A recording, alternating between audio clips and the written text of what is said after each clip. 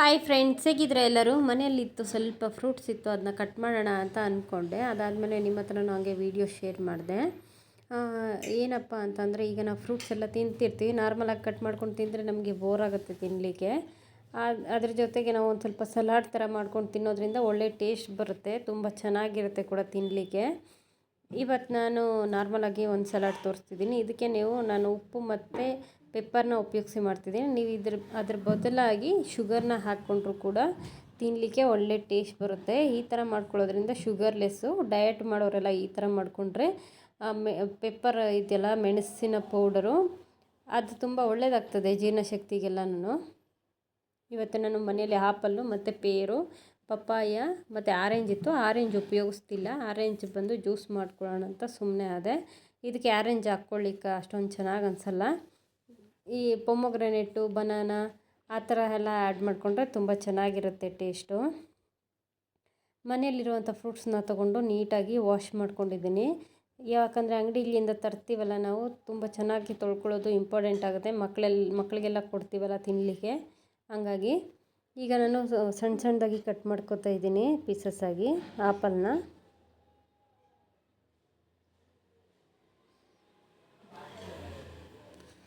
ಯಾವಾಗಲೂ ಒಂದೇ ಥರ ಕೊಡೋ ಬದಲು ಮಕ್ಕಳಿಗೆ ಸ್ವಲ್ಪ ಡಿಫ್ರೆನ್ಸ್ ಮಾಡಿ ಕೊಟ್ಟರೆ ಚೆನ್ನಾಗಿ ತಿಂತಾರೆ ಮಕ್ಕಳು, ತುಂಬ ಖುಷಿ ಪಡ್ತಾರೆ. ಎಲ್ಲ ಫ್ರೂಟ್ಸು ತಿಂದಂಗೆ ಆಗುತ್ತೆ. ಒಂದೊಂದೇ ಫ್ರೂಟ್ಸ್ನ ಕೊಟ್ಟರು ಅವ್ರಿಗೂ ಡೈಲಿ ತಿಂದರೆ ಬೋರ್ ಆಗುತ್ತಲ್ಲ, ಹಂಗಾಗಿ ಫ್ರೂಟ್ಸ್ನೆಲ್ಲ ಸೇರಿ ಒಂದೊಂದು ಸತಿ ಸಲಾಡ್ ಮಾಡಿಕೊಟ್ರೆ ಎಲ್ಲ ಫ್ರೂಟ್ಸ್ನು ತಿಂತಾರೆ. ಇದಕ್ಕೆ ಬೇಕಿದ್ದರೆ ಕಾಯಿಸಿ ಆರಿಸಿರೋ ಹಾಲನ್ನ ಕೂಡ ಚೂರು ಮಿಕ್ಸ್ ಮಾಡಿಕೊಂಡು ಮಕ್ಕಳಿಗೆ ಕೊಡ್ಬೋದು ನೀವು. ಈ ದೇವಸ್ಥಾನದಲ್ಲೆಲ್ಲ ಮಾಡ್ತಾರಲ್ಲ ಆ ಥರ ಮಾಡ್ಕೋಬೋದು. ನಾನೇನು ಆ ಥರ ಮಾಡ್ತಿಲ್ಲ.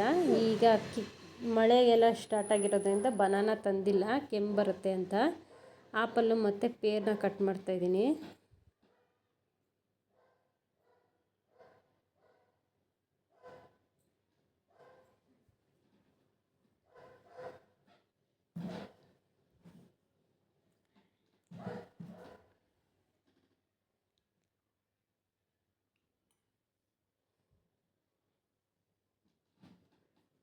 ನೀವು ಸಿಪ್ಪೆ ಬೇಕಿದ್ದರೆ ತೆಗೆದುಬಿಟ್ಟು ಹಾಕೋಬೋದು. ನಾನು ಸಿಪ್ಪೆ ಏನು ತೆಗಿತಿಲ್ಲ, ಸಿಪ್ಪೆ ತೆಗಿದಿರೇ ಹಾಕೋತಾ ಇದ್ದೀನಿ.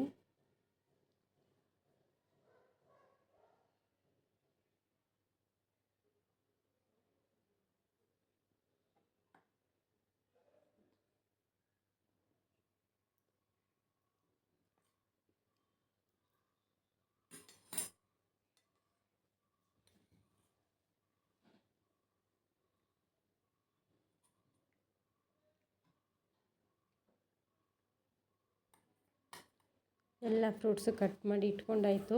ಒಂದು ಸೈಡ್ ಪಪ್ಪಾಯನೂ ಕಟ್ ಮಾಡಿ ಇಟ್ಕೊಂಡೆ. ಪಪ್ಪಾಯ ಮಿಕ್ಸ್ ಮಾಡಲಿಲ್ಲ, ಮಕ್ಕಳು ಇಷ್ಟಪಡಲಿಲ್ಲ ಅಂದರೆ ಮಿಕ್ಸ್ ಮಾಡಿದ್ಮೇಲೆ ಮತ್ತು ಅವ್ರಿಗೆ ಬೇಜಾರಾಗುತ್ತಲ್ಲ, ಸೊ ಹಂಗಾಗಿ ನಾವು ಪಪ್ಪಾಯನೂ ಮಿಕ್ಸ್ ಮಾಡ್ಕೊಂಡು ತಿನ್ಬೋದು, ಚೆನ್ನಾಗಿರುತ್ತೆ. ಮ್ಯಾಂಗೋ, ಪಪ್ಪಾಯ, ಬನಾನಾ ಕೆಲವರು ಇಷ್ಟಪಡಲ್ಲ, ಮಿಕ್ಸ್ ಮಾಡಿದ್ರೆ ಅದು ಸಾಫ್ಟ್ ಆಗಿಬಿಡುತ್ತೆ ಅಂತ ಸಪ್ರೇಟ್ ತಿನ್ನಲಿಕ್ಕೆ ಇಷ್ಟಪಡ್ತಾರೆ. ಹಂಗಾಗಿ ನಾನು ಪಪ್ಪಾಯನ ಸಪ್ರೇಟಾಗಿ ಇಟ್ಟಿದ್ದೀನಿ. ಮಕ್ಕಳಿಗೆ ಯಾವ್ದು ಬೇಕೆಂದರೆ ಅದು ಯಾವ್ದು ಇಷ್ಟ ಆದರೆ ಅದನ್ನು ತಿನ್ಬೋದು ಅಂತ. ಈ ಪಪ್ಪಾಯಾಗೂ ಸಿಪ್ಪೆ ತೆಗೆದು ಕಟ್ ಮಾಡಿ ಇಟ್ಕೊಂಡಿದ್ದೀನಲ್ಲ, ಇದಕ್ಕೂ ಚೂರು ಪೆಪ್ಪರು ಮತ್ತು ಚೂರು ಸಾಲ್ಟನ್ನ ಆ್ಯಡ್ ಮಾಡಿಕೊಂಡ್ರೆ ತುಂಬ ಚೆನ್ನಾಗಿರುತ್ತೆ ಟೇಸ್ಟು. ತಿನ್ನೋಕ್ಕೂ ಡಿಫ್ರೆಂಟಾಗಿ ಅನಿಸುತ್ತೆ, ಬೋರ್ ಆಗೋದಿಲ್ಲ ತಿನ್ನೋಕ್ಕೆ ಫ್ರೂಟ್ಸ್ನ.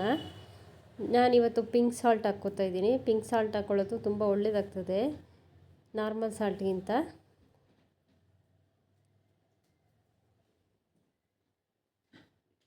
ನೋಡಿದ್ರಲ್ಲ ಎಷ್ಟು ಚೆನ್ನಾಗಿ ಬಂದಿದೆ ಅಂತ. ಆ ಥರ ಮಿಕ್ಸ್ ಮಾಡಿಕೊಂಡ್ರೆ ಎಲ್ಲ ಪೀಸಸ್ಗೂ ಸರಿಯಾಗಿ ಉಪ್ಪು ಮತ್ತು ಪೆಪ್ಪರು ಚೂರು ತಾಕತ್ತೆ.